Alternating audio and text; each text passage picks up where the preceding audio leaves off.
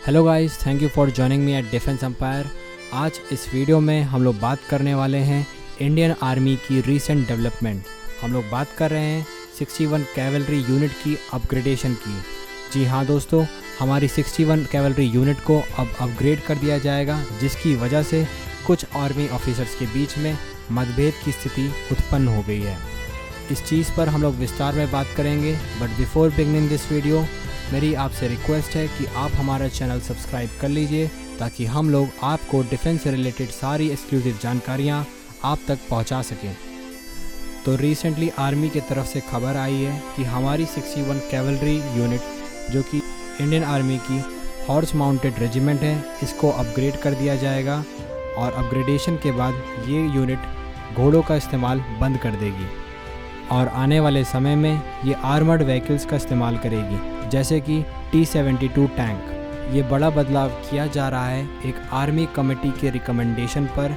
इस कमेटी के अध्यक्ष थे लेफ्टिनेंट जनरल D.B. शेकातकर। इस कमेटी ने अपनी रिपोर्ट सबमिट की थी, जिसमें इन्होंने रिकमेंडेशन दी थी कि हमारी 61 कैवलरी यूनिट को अब 3 और इंडिपेंडेंट स्क्वाड्रन के साथ जोड़ दिया जाना चाहिए और इनको मेन बैटल टैंक्स के साथ लैस कर देना चाहिए। इस कमेटी के प्रस्ताव को पास कर दिया गया है गवर्नमेंट ऑफ इंडिया के द्वारा। तो आने वाले समय में हम लोग देखेंगे कि हमारी 61 कैवलरी यूनिट अब घोड़ों का इस्तेमाल नहीं करेगी और अब मेन बैटल टैंक्स का इस्तेमाल करेगी। आर्मी सोर्सेज के मुताबिक इस अपग्रेडेशन के बाद इस रेजिमेंट को T-72 टैंक्स दिए जाएंगे। दोस्तों, मैं आपको बताना चाहूँगा कि 61 कैवलरी और प्रेसिडेंट्स बॉडीगार्ड, सिर्फ ये 2 रेजिमेंट आज भी इंडियन आर्मी की एक ऐसी रेजिमेंट्स हैं जो घोड़े पर चढ़कर अपनी कार्रवाई करती हैं। पर ख़ास बात यह है कि 61 कैवलरी आखिरी रेजिमेंट होगी इंडियन आर्मी की जो कि घोड़े पर सवार होकर लड़ाई करती थी। हालांकि ये बात भी सच है कि इस रेजिमेंट ने 61 कैवलरी ने 25 सालों से किसी भी मिलिट्री ऑपरेशन में हिस्सा नहीं लिया है और यही कारण है कि आर्मी ने इस रेजिमेंट को अपग्रेड करने का फैसला लिया है। आर्मी का मानना है कि आज के समय की परिस्थितियों के हिसाब से ये रेजिमेंट काफ़ी पुरानी हो गई है, पर कुछ आर्मी ऑफिसर्स इस फैसले के खिलाफ भी हैं, क्योंकि उनका मानना है कि ये रेजिमेंट, जो कि हमारी आखिरी रेजिमेंट होगी, ये हमारी आर्मी की विरासत, कल्चर और ट्रेडिशन को भी दर्शाती है और इसीलिए इस रेजिमेंट को बचा कर रखना चाहिए। देखा जाए तो दोनों ही पक्ष अपनी अपनी जगह पर ठीक हैं। आज के समय के हिसाब से 61 कैवलरी का लड़ने का तरीका काफ़ी पुराना हो गया है। वहीं दूसरी तरफ ये बात भी सही है कि ये रेजिमेंट हमारी आर्मी के कल्चर और ट्रेडिशन को भी दर्शाती है। एक और चीज़, कुछ लोगों के मन में सवाल भी आ रहा होगा कि ये हमारी लास्ट हॉर्स माउंटेड रेजिमेंट कैसे हुई, जबकि हमारे पास अभी प्रेसिडेंट्स बॉडीगार्ड रेजिमेंट भी है, जो कि घोड़े से ही अपनी कार्रवाई करने के लिए जानी जाती है। तो दोस्तों, मैं बताना चाहूँगा कि प्रेसिडेंट्स बॉडीगार्ड रेजिमेंट एक सेरेमोनियल रेजिमेंट है, यानी कि ये रेजिमेंट वॉरफेयर में और कॉम्बैट में पार्टिसिपेट नहीं करती है। इस रेजिमेंट का सिर्फ एक ही काम है कि हमारे देश के राष्ट्रपति को स्कॉट करना। वहीं दूसरी तरफ अगर हम लोग 61 कैवलरी की बात करें तो इस रेजिमेंट को बनाया ही गया था कॉम्बैट रोल के लिए, पर इस रेजिमेंट ने बहुत ही लंबे समय से किसी भी मिलिट्री ऑपरेशनल एक्टिविटी में हिस्सा नहीं लिया है और बहुत ही लंबे समय से ये regiment sports activity, functional activity में ज़्यादा पार्टिसिपेट करती है। स्पोर्ट्स एक्टिविटी से मेरा मतलब है जैसे कि पोलो। इस गेम को घोड़े पर सवार होकर खेला जाता है। ये बहुत ही जोखिम भरा गेम होता है। समझ लीजिए कि अगर आप घोड़े से गिर जाते हैं और घोड़े की लात अगर आपको पड़ जाती है तो वो शायद आपका आखिरी दिन हो। पर गर्व की बात यह है कि हमारे 61 कैवलरी के जवानों को इस गेम में महारत हासिल है।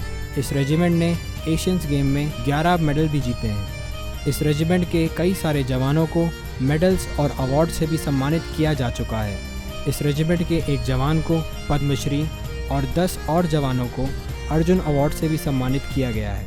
आपकी जानकारी के लिए मैं बता दूं, अर्जुन अवार्ड उन लोगों को दिया जाता है जो लोग भारत के लिए खेल में बेहतरीन प्रदर्शन करते हैं। ब्रिटिश इंडिया रूल के दौरान भी इंडिया के पास one of the best cavalry regiments थी। चलिए अब हम लोग जान लेते हैं 61 कैवलरी का इतिहास। 61 कैवलरी रेजिमेंट की स्थापना ईयर 1953 में की गई थी। इस रेजिमेंट का बेस जयपुर में मौजूद है। हमारी इंस्टाग्राम ऑडियंस के कुछ मेंबर्स ने हमसे ये सवाल भी पूछा था कि उन घोड़ों का क्या होगा जो इस रेजिमेंट का हिस्सा थे। तो मैं बताना चाहूँगा कि उन घोड़ों को अब ट्रांसफ़र कर दिया जाएगा न्यू दिल्ली, जहाँ पर उनका इस्तेमाल सिर्फ़ और सिर्फ सेरेमोनियल पर्पस के लिए किया जाएगा और हमारी कंट्री के फेस्टिवल में किया जाएगा, जैसे कि रिपब्लिक डे। एक और वजह जो कि मैं इस अपग्रेडेशन के पीछे आपको बताना चाहूँगा वो ये है कि आर्मी अपना एक्सपेंडिचर भी घटाना चाहती है। एक घोड़े को एक बेहतरीन घोड़ा बनाने के लिए उस पर काफ़ी सारा पैसा और टाइम लगाना पड़ता है और इन घोड़े की रेजिमेंट्स को मेंटेन करना भी काफ़ी खर्चे वाला काम होता है। तो कहना गलत नहीं होगा कि आर्मी सिर्फ मॉडर्नाइजेशन पर फोकस नहीं कर रही है, बल्कि अपने एक्सपेंडिचर पर भी कंट्रोल करने की कोशिश कर रही है। इस प्रस्ताव को पास तो कर दिया गया है, पर आर्मी सोर्सेज के मुताबिक इसको इम्प्लीमेंट करने में कम से कम 5 महीने का समय भी लग जाएगा और इसके पीछे की वजह है कोविड-19। इस बीमारी की वजह से आर्मी के जितने भी प्लान्स हैं, चाहे वो डिफेंस एक्विजिशन का प्लान हो या फिर आर्मी की रिस्ट्रक्चरिंग, सारे प्लान्स डिले हो गए हैं अपने समय से। तो ये थी रीसेंट डेवलपमेंट हमारे आर्म फोर्सेस की। आपकी क्या राय है? क्या आप इस मूव के फेवर में हैं of disbanding the horse mounted cavalry, या फिर इस मूव के अगेंस्ट में हैं? हमें ज़रूर बताइएगा इन द कमेंट बॉक्स। और अब हम लेते हैं आपसे विदा। हम लोग फिर हाजिर होंगे एक नई इन्फॉर्मेशन के साथ। तब तक के लिए बने रहिए हमारे साथ। जय हिंद, जय भारत।